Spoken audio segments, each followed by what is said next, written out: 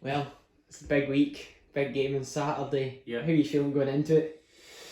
Well, first and foremost, it's obviously a game that you obviously relish. We're playing one of the big teams for the East. Everybody knows about Linlithgow Rose. Aye, really excited. The players have just finished training there. We've trained well. We're looking forward to it. Obviously, we've got to respect our opponents, but we've obviously got to fancy ourselves to go there and pick up the victory. Well, Linlithgow, they have strength in numbers as in turnout with fans. Do you think that could get to the team at all?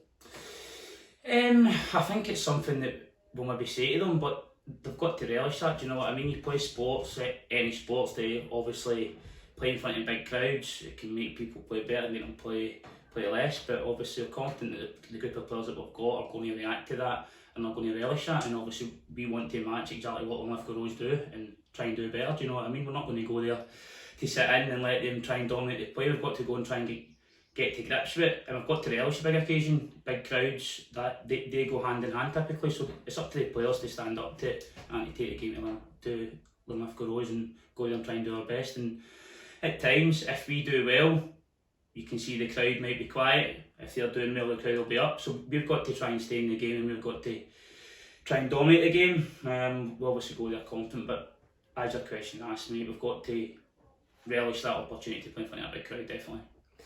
Well, the crowd is a thing in its own, but this is the Scottish Cup. This is its own big occasion. Yep. Could that potentially get to the lads at all? I think it can go two ways. I think it's one of those, again, you touched on with the crowd, they can relish it or they can't, but you shouldn't be playing in these type of games if you don't relish it. So I'm more than confident that the players that we've got in the change room are going to stand up and are going to obviously take on the challenge and are going to relish the big occasion, definitely. I don't have any doubts that any player's not going to stand up to that. Well, the win last weekend, that's kind of given us a bit of good momentum going into the game. Yeah. Do you agree with me at all on that? Yes and no. I think obviously the game, the way it went, the scoreline, I thought we missed a few chances. But again, credit to Lochmaven, they stayed in the game. We didn't capitalise on our chances, and if you don't turn up in any form and you're not on it, you can see obviously with the results over the weekend, some teams drop points, you need to be on it. But overall the performance, as you say, I think given the conditions and looking back on the season, I think it's definitely going to be a case we look at that and we say it was a good 3 points, and we had to get the momentum coming off the 2 defeats. It was good to get that win before going into the big game this weekend. Finally, the transition, yourself and the coaching, Yep. the coaching staff coming in, a lot of new faces to the squad. How have you seen that process?